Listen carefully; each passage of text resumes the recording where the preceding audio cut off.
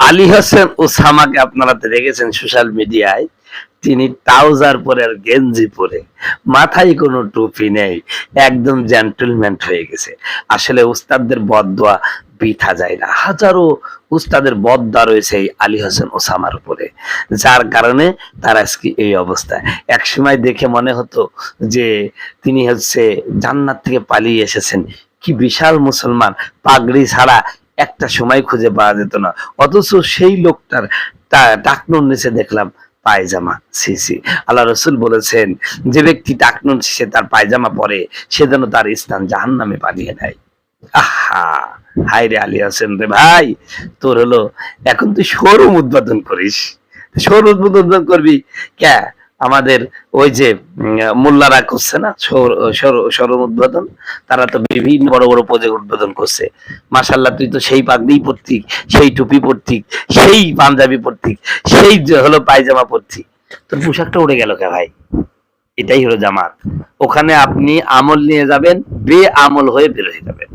জামাত এমন একটি দল, এখানে আপনি আমল আখলাক নিয়ে ঢুকবেন, আর বেআমল বেয়াদব উচ্ছৃঙ্খল হয়ে বেরোবেন। এর নাম হলো জামাত। এর নাম কি? জামাত। তো আজকে আলী হোসেন ওসামার তাই হয়েছে। সম্মানিত বন্ধুগণ, আমার ভাইয়েরা, আমি জানি আমাকে নিয়ে সমালোচনা শুরু হয়ে যাবে, ওতে আমার কোন যায় আসে না। আলী হোসেন ওসামা তিনি যে এখন বর্তমান ইসলাম থেকে অনেকটাই দূরে সরে গেছেন, এবং তার নীতি আদর্শ তে এখন আর ইসলামের ছিটে ফোঁটা নাই। তিনি এখন বলতে গেলে একটা সেকুলারিজমের অন্তর্ভুক্ত হয়ে গেছেন। আসলে আল্লাহ পাক যখন মানে গুমরা করে দেয়, তখন ওই গুমরাহিটা ওর কাছে সঠিক মনে হয়। তো আলী হাসানের ওসামার এটাই হয়েছে। তো দোয়া করি আল্লাহ পাক যেন তার ইমানটা ভালো রাখে, বেঈমান যেন শেষ পর্যন্ত করে দেয়। এখন তো ট্রাউজার আর গেঞ্জি পরছে, কয়দিন পরে সে যেন আবার বেঈমান না হয়ে যায়, সেদিকেও খেয়াল রাখা উচিত। যেহেতু আমাদের কওমেরই সন্তান, আল্লাহ তাকে যেন বেঈমান না বানায়, এটা হেদায়েতের উপর রাখেন, এই দোয়াই করছি। আসসালামু আলাইকুম ওয়া রাহমাতুল্লাহি ওয়া বারাকাতুহু। সুতরাং এই সমস্ত কুলাঙ্গারদেরকে শায়েস্তা করতে হলে সমস্ত মুসলমানদের সকল প্রকার ভেদাভেদ ভুলে এক কাতারে হয়ে ঐক্যর কোনো বিকল্প নাই। কথা বলুন ঠিক কিনা? বড় দুঃখ, আজকে বাংলাদেশে উলামায়ে কেরামের প্রতি নির্যাতন আছে কি নাই? এই নির্যাতনের জন্য আমি বাংলাদেশের কোনো ক্ষমতাসীন লোককে দায়ী করি না, এটা আমারই দোষ। কারণ আজকে আমরা দেখেছি বাতিলে ঐক্য আছে, কিন্তু 3 জন হুজুরের 14টা দল। কথা বলুন ঠিক কিনা? 3টা হুজুর দল কয়টা? 14টা। তো 14টা দলের 3টা হুজুরে যদি 14টা দল হয়, লোকে মারবে না তো চুমু খাবে নাকি? কথা বলছে না কেন? আর এক হুজুর আর এক হুজুরকে দেখতে পারি নাই। এটা আজকে দেখলাম এই যে আমাদের যশোরের একজন শিল্পী আছে কবির বিন সামাদ, উনি একটা গজল গাইছে, নামের আগে সাহেব, নামের পরে হলো মাদানি, ওরা শিক্ষিত বেঈমান। এই কথা বলায় ওই ছেলেটাকে কিভাবে হুঙ্কার দিচ্ছে, কয় তোকে যেখানে পাবো সেখানে মেরে ফেলবো। একজন আলেমের ভাষা এমন হতে পারে? গজলটা বলছে ভুল হয়েছে, তাই বলে তাকে যদি এইরকম হুঙ্কার দেয়, তো তোকে যেখানে পাবো সেখানে মারি ফেলবো, এইরকম হুঙ্কার যে হুজুর দেয়, ও হুজুরের সাথে জীবন ঐক্য হওয়া সম্ভব? নামাজ পড়ে সুদ খায়, এই লোক মনে হয় বরিশালে নাই, আছে কি না? অনেক মানুষ আছে। আমার তো কি টিভি, ওর টুপি আমার চেয়ে বড়, একেবারে মসজিদের পাশে ইমামের পিছনে গিয়ে দাঁড়ায়, দেখলে মনে হবে কেবলই জান্নাত থেকে পালিয়ে চলে আইছে। কথা বলছেন? খোঁজ নিয়ে দেখবেন, গ্রামের সবচেয়ে বড় সুদখোর ওই বেটাই। অথচ আল্লাহ কি বলছেন শুনুন, উতলু মা উহিয়া ইলাইকা মিনাল কিতাবি ওয়া আকিমিস সালাত ইন্নাস সালাতা তানহা আনিল ফাহশাই ওয়াল মুনকার। আল্লাহু আকবার। পবিত্র কুরআনুল কারীমের 403 নম্বর পৃষ্ঠার 1 নম্বর 2 নম্বর লাইন, সূরা আনকাবুতের 45 নম্বর আয়াত, আল্লাহ ডাকদা বলেন, উতলু মা উহিয়া ইলাইকা মিনাল কিতাব, এ নবী কুরআন থেকে আপনার প্রতি যা নাজিল করা হয় এইটা আপনি তেলাওয়াত করুন আর নামাজ পড়ুন। নামাজ পড়লে আপনি অন্যায় কাজ থেকে বিরত থাকতে পারবেন। কার কথা? আর জোরে কার কথা?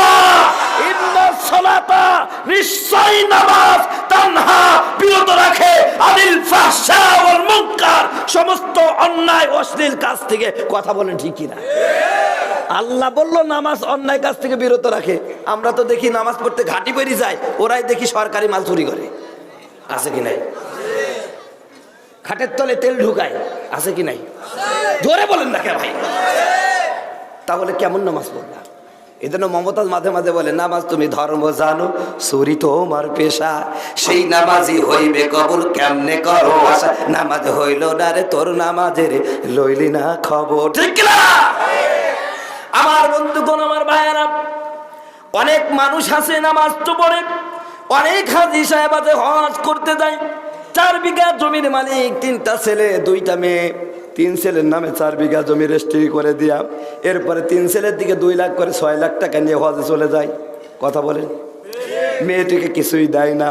হজ থেকে ফিরে এসে সর্বপ্রথম মেয়ে 2টাকে ডেকে বলে, মা তোদের জন্য কিছু করতে পারিনি, হজ করে এসেছি, আয় আমার বুকে আয়, একটু দোয়া করে দি। কথা বলুন ঠিক কিনা? আল্লাহ বলছে, হাজি তোর পাঁচিগিরি ছুটাবো, তুই মর। ওই 3টা সন্তান তোমার যেমন, মেয়েটাও তোমার তেমনই সন্তান। মেয়েকে ঠগাইয়া ছেলের নামে জমি লিখে দিলাম, আর হজ করতে যাচ্ছ। আমি আল্লাহকে বুকা তোর হজ কবুল করব। কথা বলছে না কেন? আল্লাহ বলতেছেন, উতলু মা উহিয়া ইলাইকা মিনাল কিতাব। কেমন নামাজ পড়লা তুমি? আল্লাহ বলছে, নামাজ অন্যায় কাজ থেকে বিরত রাখে। আমরা তো নামাজ পড়ার পরে পরের জমিনে আইল ঠেলি, মানুষের নামে মিথ্যা মামলা দিয়ে। আছে কি নাই? আছে কি নাই? আমার বন্ধুগণ, আমার ভাইয়েরা, এই জন্য আমি বলি, আপনার নামাজ যদি আপনাকে অন্যায় কাজ থেকে বিরত রাখতে না পারে, নামাজ পড়ে সুদ খায়, নামাজ পড়ে ঘুষ খায়, নামাজ পড়ে ওজনে কাম দেয়, নামাজ পড়ে খাদ্যে ভেজাল দেয়, আল্লাহর কসম করে বলি, ও নামাজি হয়েছে, নামাজি সেজেছে, নামাজি হয় নাই। কথা বলুন ঠিক না? কারণ নামাজ হলে ওই ব্যক্তি কখনো অন্যায় কাজ করতে পারে নাকি? প্রিয় ভাইরা আমার, এই নামাজ খালি অন্যায় কাজ থেকে বিরত রাখে না, আমার আপনার জীবনের সমস্ত প্রয়োজন নামাজ পূর্ণ করে। বলেন সুবহানাল্লাহ। আমার ভাইয়েরা, বাস্তব কথা শুনুন, হাদিস শরীফ থেকে শোনাচ্ছি। নবীজির একজন সাহাবী এমন অভাব অনটনের মধ্যে পড়ে গেলেন, আমার ভাইয়েরা, বাড়িতে কয়েকদিন যাবত কোনো খাবার নাই। সাহাবী চিন্তায় পড়ে গেলেন, কেমনে চলবো? এমন অবস্থায় স্ত্রী বললেন, ও প্রাণের স্বামী, আজ কয়েকদিন যাবত আমাদের বাড়িতে খাবার নাই, ছোট্ট বাচ্চাগুলো ক্ষুধার যন্ত্রণায় ছটফট করছে। আমার বন্ধুগণ, আমার ভাইয়েরা, সাহাবী অনেক চেষ্টা করলেন কিন্তু কোথাও কাজ পেলেন না। মনে মনে চিন্তা করলেন, বিশ্ব নবীর দরবারে যদি যাই, আল্লাহর নবী কাউকে না কাউকে কিছু তো দেয়, খালি হাতে তো ফেরাই না। বিশ্ব নবীর কাছে চলে গেলেন, আল্লাহর নবীকে সালাম দিলেন। বিশ্ব নবীকে বললেন, নবী গো, আজ কয়েকদিন যাবত আমার বাড়িতে কোনো খাবার নাই, দয়া করে আমাকে কি একটু খাবার দেওয়া যায় কি, একটু আর্থিক সহযোগিতা করা যায় কি? প্রিয় ভাইয়েরা আমার, ভালো করে বুঝবেন বন্ধুগণ, আমার বন্ধুগণ, আমার ভাইয়েরা, আল্লাহর নবী বিশ্ব নবী ডাক দেয়া বলেন, সাহাবী, তোমার বাড়িতে খাবার নাই 4-5 দিন, আর আমার চুলায় 2 সপ্তাহ যাবত আগুনই জ্বলে না। সাহাবীর মনটা মলিন হয়ে গেছে। আর এসেছিলাম রসুলের কাছে যে একটু সহযোগিতা করবে, কিন্তু বিশ্বনবীর ঘরে 2 সপ্তাহ খাবারই নাই, আগুনই জ্বলে না। প্রিয় ভাইরা আমার, বিশ্বনবী সাহাবীর চেহারার দিকে তাকায় দেখতে পাচ্ছেন সাহাবীর মনটা মলিন হয়ে গেছে। আল্লাহ নবী বলছেন, সাহাবী রে, আমি তোমারে টাকা দিতে পারবো না, ঠিক আছে, কিন্তু আমি এমন একটা রবের পরিচয় দিব, ওই রবকে যদি ডাকতে পারো, ওই রবের কাছে যদি চাইতে পারো, তোমার প্রয়োজন আল্লাহ পূরণ করবে। বলেন সুবহানাল্লাহ। নবীজি সাহাবী তো, কথা বলুন ঠিক কিনা? আমার আপনার মতন ইমানদার নাকি যে নবী কথা বললে বিশ্বাস করবে না? আল্লাহ পাকের রসুলের হাবিবের সাহাবী হাজরে ওই সাহাবী বললেন, হুজুর আপনি শিখাই দেন কেমনে আমার রবকে ডাকবো। আল্লাহ পাকের হাবিব একটা আয়াত পড়লেন সূরাতুল বাকারা থেকে, ইয়া আইয়ুহাল্লাযীনা আমানুস্তাঈনু বিস-সাবরি ওয়াস-সালাহ ইন্নাল্লাহা মা'আস সাবিরিন। ওই ইমানদারেরা যারা আমি আল্লাহকে রব বলে স্বীকার করে নিয়েছো, পৃথিবীর কোনো মানুষের কাছে তোমার প্রয়োজনের কথাগুলো বলো না। এমনকি যদি তোমার জুতার ফিতাও ছিঁড়ে যায়, স্যান্ডেলের ফিতাও ছিঁড়ে যায়, পৃথিবীর কোনো মানুষের কাছে যেও না। মেম্বার, চেয়ারম্যান, মাতব্বর, ধনী মানুষের কাছে যেও না। তুমি নামাজ আর ধৈর্যের মাধ্যমে আমি আল্লাহর কাছে সাহায্য চাও, আমি রব্বুল আলামিন তোমার প্রয়োজন পূর্ণ করে দিব। সাহাবী আর এক দ্বন্দ্ব নবীজির কাছে দাঁড়ালেন না, দৌড়ে বাড়িতে আসলেন। সুন্দর সুন্দর করে অজু করলেন, অজু করে নামাজে দাঁড়ায় গেলেন। 2 রাকাত নামাজ পড়ার পরে স্ত্রীকে ডাক দেয়া বলেন, প্রাণের স্ত্রী দেখো তো আমাদের যাতা ঘরে গিয়ে কোনো খাবারের ব্যবস্থা হলো নি? জোরে বলেন সুবহানাল্লাহ। স্ত্রী কিংকর্তব্য বিমূঢ় হয়েছে, স্বামী কয় কি আটা নাই, মানুষ নাই, কেমনে আটা বের হবে, কেমনে খাবারের ব্যবস্থা হবে, যাতা ঘরে যায় এটা লাভ কি হবে? আমার ভাইয়েরা সাহাবী ডাক দেয়া বলেন, প্রাণের স্ত্রী তোমার বিশ্বাস হয় না? আল্লাহ ওয়াদা করেছেন নামাজ আর ধৈর্যের মাধ্যমে যদি তার কাছে সাহায্য চাওয়া যায় আল্লাহ খাবারের ব্যবস্থা করবে। যাও না তুমি গিয়ে দেখো না আটা ঘরে, যাতা ঘরে গিয়ে কোনো খাবারের ব্যবস্থা হলো কিনা। যাতা ঘর বুঝেন ভাই? আগে গম পিষ্ট কি দিয়ে? যাতা ঘরে গিয়ে দেখো না একটু ব্যবস্থা হলো কিনা। স্ত্রী ঘরের মধ্যে গেলেন, না কিছুই হয় নাই। সাহাবীকে ডাক দেয়া বলেন, না কোনো কিছু হয় নাই। সাহাবী বলেন, আমার আল্লাহ মিথ্যা কথা বলতে পারে? আল্লাহ কি মিথ্যা কথা বলতে পারে নাকি? আল্লাহ তো মিথ্যা বলতে পারে না। সুতরাং বুঝা গেল আমার নামাজটা হয় নাই। সাহাবী আবার সুন্দর করে 2 রাকাত আবার ওযু করে 2 রাকাত নামাজ পড়লেন। স্ত্রীকে ডাক দিয়ে বলেন, স্ত্রী এবার দেখো তো কোনো ব্যবস্থা হলো নি? আমার বন্ধুগণ, আমার ভাইয়েরা, এবার সাহাবী আবার নামাজ পড়ার পরে স্ত্রীকে পাঠাইলেন, না এখনো হয় নাই। সাহাবী অবস্থা অন্যরকম হয়ে গেল, কি ব্যাপার হবে না কেন? এবার তিনি গোসল করলেন, 2 রাকাত নামাজ পড়লেন। মালিককে ডাক দেয়া বলেন, মালিক গো, আজ কয়েকদিন যাবত ক্ষুধার যন্ত্রণা আর তোমার সামনে দাঁড়িয়ে যে তোমার ইবাদত করবো এমন ক্ষমতা আমি হারিয়ে ফেলেছি। ও রব্বুল আলামিন, তুমি কি পারো না আমার জন্য একটু রিজিকের ব্যবস্থা করে দিতে? বলেন সুবহানাল্লাহ। এইভাবে করে তো চোখের পানি ছেড়ে দিয়ে মালিককে ডাক দিয়ে, মালিক কত বেঈমান কাফেররা তোমার কাছে খাবার খাচ্ছে, কত সুখে আছে, তুমি কি পারো না আমার একটু খাবারের বন্দোবস্ত করে দিতে? এমন তো অবস্থায় পাশের রুম থেকে যাত্রাটা অটোমেটিক ঘোরা শুরু হলো, ওখান থেকে অনবরত আটা বের হওয়া শুরু করলো। প্রিয় ভাইরা আমার, ও আমার পর্দার আলার মা বোনেরা খুব ভালো করে শুনবেন আমার ভাইরা।